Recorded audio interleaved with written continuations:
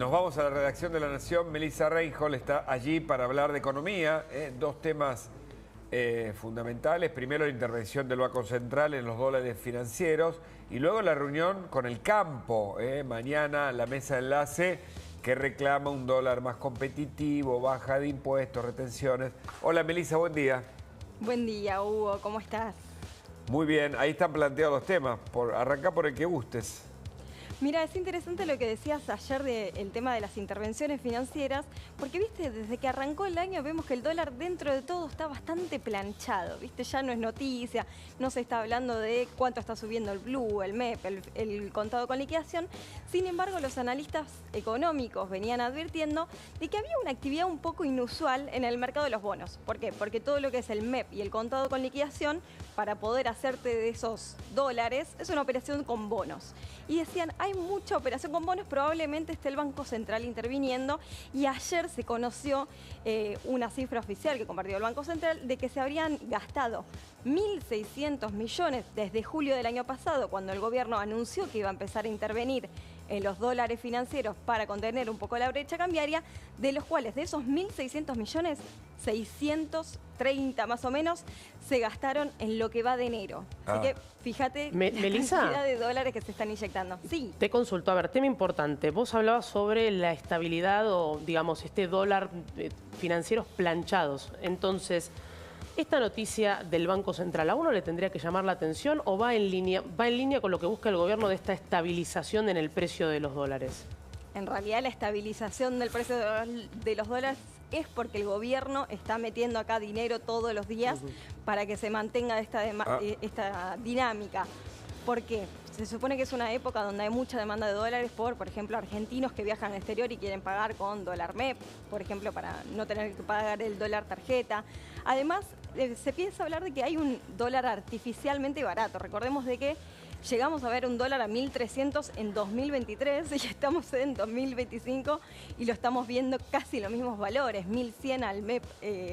Entonces, bueno, de esta manera lo que el gobierno quiere es mantener la brecha debajo, más o menos en 15%, y para eso está gastando diariamente dólares, por lo menos en un momento de mayor tensión. A nivel estacional. Ahora, con el crawling peg al 1%, el dólar debería mantenerse en un valor que muchos dicen está fuera de competencia. ¿Pero ese es el valor de mercado o no, Melissa? Bueno, eso a ver, tenés dos versiones distintas. Desde el gobierno dicen, nosotros estamos dispuestos a tener un crawling peg del 1% y de esta manera anclar los precios de la economía, el dólar está bien. Y por el otro lado están los analistas económicos diciendo, bueno, pero estás manteniendo un 2% en lo que fue del año, el dólar se te empieza a atrasar, sobre todo cuando ves a los países. ¿Viste? Como uno decía antes, venían los uruguayos a comprar a la Argentina y ahora son los argentinos los que viajan al exterior y empieza a parecer que la Argentina está cara. Bueno, eso se habla de la competitividad y sí empieza a parecer que el dólar está atrasado. Y sobre el campo, ¿puede haber acuerdo? Había expectativas de la mesa de enlace. Y el gobierno aparentemente también iba a escuchar con atención y eventualmente a tomar nota para modificar el tema retenciones, dólar, también allí. Retenciones es uno de los impuestos que el gobierno decidió que va a querer bajar, va a ser uno de los primeros, lo ha dicho meses anteriores, diciendo, bueno, impuesto país y retenciones van a ser de los dos primeros que se van a tocar. Impuesto país ya se eliminó en diciembre. Sin embargo, ayer salieron algunos gobernadores de Entre Ríos, Córdoba y Santa Fe a pedir que se bajen las retenciones.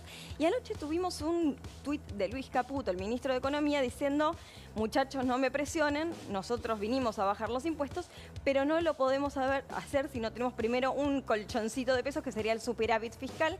Se consiguió lo que fue 2024, sin embargo, recordemos, si bajaron el impuesto país, primero el gobierno seguramente se quiere asegurar de que haya todavía más ingresos para poder después hacer otras bajas de impuestos. Melissa, ahí podría entrar en juego el futuro acuerdo con el Fondo Monetario, conseguir un nuevo desembolso y ahí decir, ok, puedo bajar las retenciones porque ya tengo más o menos más dinero en las arcas, o no, o van por carriles paralelos.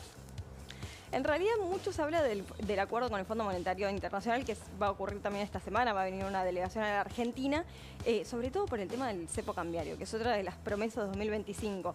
por más de que el Banco Central viene comprando dólares todos los días, fue una dinámica positiva que se vio a lo largo del año pasado, seguimos teniendo reservas netas negativas y casi lo mismo que cuando se unió Massa. Entonces, lo que quiere hacer el gobierno es tener más o menos un desembolso, se habla de 11.000 millones de dólares, para poder tener ese colchoncito y después, por ahí a futuro, ver una salida del cepo cambiario, que es otra de las grandes promesas de la libertad avanza. Melissa, ¿cuál es la importancia para un gobierno que tenga reservas de libre disponibilidad positivas? Digo, que tenga reserva directamente, no como heredamos. Y convengamos que cuando tenemos reservas negativas estamos usando dólares que no estamos teniendo, ¿no? Tenemos préstamos, cuando vos sacaste lo que es el swap con China, los bonos que se van a tener que pagar a futuro es cuando te das cuenta que no estás usando los dólares que tenés, sino que estás usando, se podría decir, dólares prestados. Entonces, por eso se habla de reservas netas negativas. Es importante poder tener eso porque después tenés futuras obligaciones de deuda más adelante y tenés que, si vos tenés reservas negativas y los inversores van a empezar a dudar si lo vas a poder pagar, y ahí es cuando se empiezan a desvariar todas estas, decir, sube el riesgo país, bajan los bonos, es la desconfianza del mercado. ¿Y cómo están las reservas hoy, Melissa?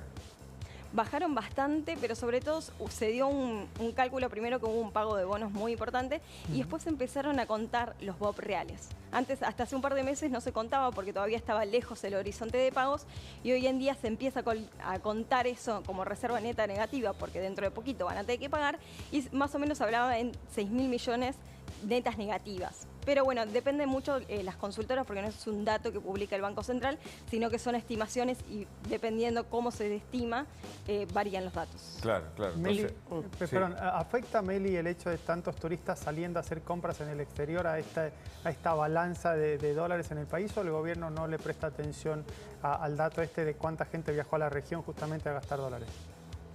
Y lo que es muy interesante es de que incluso en informes anteriores del Banco Central lo que se habla es que se empezó a ver una dinámica muy extraña dentro del mercado cambiario, que es que los argentinos empezaron a pagar en dólares, con dólares propios básicamente. En vez de ir y tocarle la puerta al Banco Central y gastar el dólar tarjeta, que por eso lo fueron encareciendo, usan por ejemplo el dólar MEP, el dólar Blue, y casi el 50% de las operaciones se hacen, que es negociaciones de privados. Entonces incluso el Banco Central en un informe cambiario que presenta todos los meses dice, bueno, el 50% ya está pagando con dólares propios y eso nos quita presión al Banco Central, así que de ese lado lo ven positivo e incluso te diría que lo fomentan de que se compre, por ejemplo, el dólar MEP y de esa manera quitarle presión al central. Y, por ejemplo, hay expectativa, viste que ahora anunciaron esta posibilidad de poder comprar con tarjeta de débito en dólares. Digo, ¿eso sería una especie de microblanqueo? ¿Cómo lo podés definir? Y eso sí afectaría también, digamos, a la inyección de los dólares en la economía real. La gran apuesta ahí del gobierno es que en realidad todos los dólares, por ejemplo, del blanqueo, en vez de que se queden parados en las cuentas, se empiecen a usar en la economía real. Entonces, si vos blanqueaste dólares y tenías efectivo y hoy lo tenés en la caja de ahorro, bueno, empezar a gastarlo y comprarte un auto, un viaje, y de esta manera empezar a dinamizar la economía de otra manera, no solo con los pesos, sino también de otra manera. Va a ser interesante ver realmente cómo empieza a funcionar. Se espera que, por ejemplo, en turismo, concesionarias, electrodomésticos, gastos que por ahí uno ahorra en dólares y en vez de tener que vender los dólares para después comprarlo en pesos, bueno, que se haga la transacción un poquito más fácil. ¿Cómo viste el anuncio del Fondo Monetario que la Argentina estará entre los 5 países que más van a crecer este año con un crecimiento aproximado del 5%? Bueno, es muy positivo. Recordemos que la Argentina viene de años de recesión. Por eso. El año pasado fue particularmente negativo, entonces empezar a ver que realmente la economía crece siempre son buenas noticias. Probablemente veamos que en los próximos días ya vemos que empezaron a subir un poquito más las acciones, los bonos.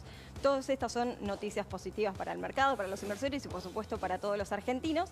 Ayer salió un informe de la Cámara Argentina de Comercios y Servicios que decía que el piso de la recesión se vio por lo menos en octubre y que a partir de ahora empezaron a ver que los hogares están consumiendo más, que se empezó a desacelerar, incluso en diciembre hubo un 1,9% de suba con respecto a los gastos que hicieron en noviembre, así que incluso desde del lado empresarial ven que 2025 va a ser muy positivo y hablan incluso de que puede ser una comparativa mucho mejor de lo que fue 2023, que recordemos, hubo en un momento de elecciones presidenciales, se estaba lo que se le llamaba incluso el plan platita, de esto de empezar a inyectar pesos en la economía para que la gente consuma, y fue un consumo casi artificial, según la CAC.